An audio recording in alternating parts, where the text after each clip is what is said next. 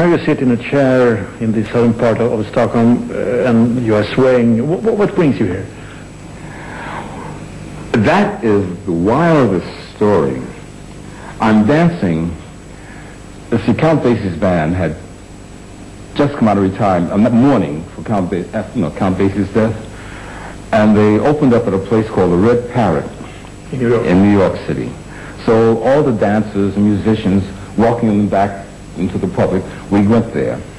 And I'm Lindy hopping with this girl, and I look up, and I see three blonde guys just look at me, staring at me. So I'm dancing, so I look at the girl. I said, do you know them? She said, no. It was the mafia, I thought. We didn't know what they were. They were blonde. They couldn't have been the mafia.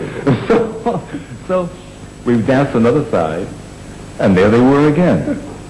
So finally, one of the men that I work with in the school, where I teach dancing, he came and says, Al, I have somebody that wants to meet you. Then he brought these three young men over. They had come from Sweden. They had come there looking, preferably, for me to come here to teach. And they came to New York City and found me within 3 days, which is impossible almost. It was the Swedish mafia. And they found you. In 3 days. Al, please, could you compare the Swedish youth dancing with the American one?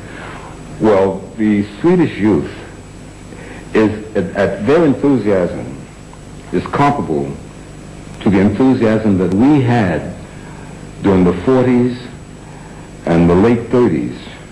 At the present time in the States, the dancing is mostly soul.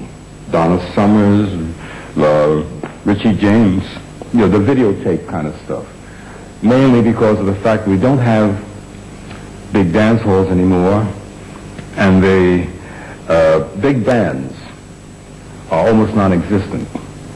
And also, it's very difficult to pay the salaries of an 18-piece orchestra because the unions have just, the salaries of musicians is astronomical.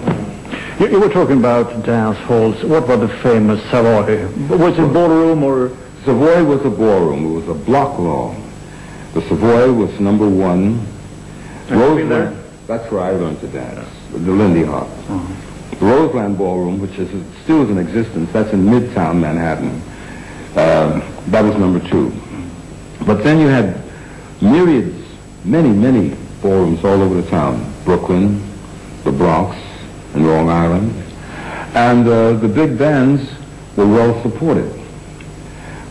And during World War II, there was a musicians' strike. And musicians stopped playing. And that caused the downfall of the large orchestras. What about the discos? Could you stand it? All the discotheques and all the disco dancing. Well, disco dancing is fun, but disco dancing is a kind of dance which is an individual thing. It has nothing to do with a man and woman dancing, looking into each other's eyes, and sharing the dance feeling together. It's strictly personal. It's egocentric. Is that age? Is that times? That's all around the world. Yeah. You see people dance. I've seen girls and fellows get on the dance floor and dance around where maybe they can see themselves in a mirror.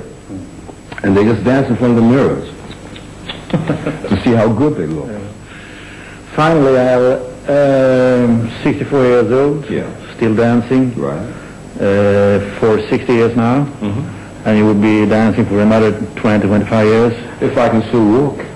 No thoughts of retiring? No, it's ridiculous to retire. Retirement means you've decided that there's nothing in the world for me anymore, that I'm old and I'm useless.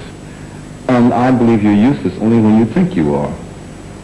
I don't believe that there's with all the experience that anybody can get by the time they're 60 years old, I believe that maybe you can't do your profession the one that you had before.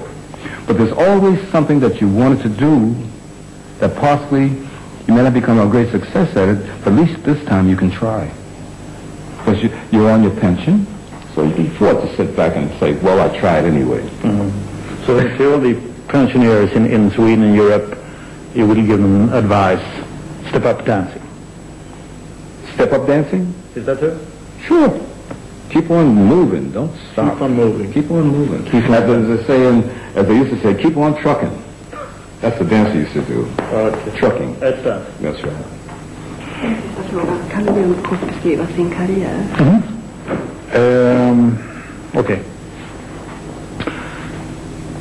Talking about your career from the very beginning, could you short describe it through all the years? Well, I had a very funny career. Unlike most people who are dancers, I never had a rough period. See, I came out of high school, and at the time, the Daily News in New York City had a contest called the Harvest Moon Ballroom Contest. That's right, that was the theme song. And I had just turned 18,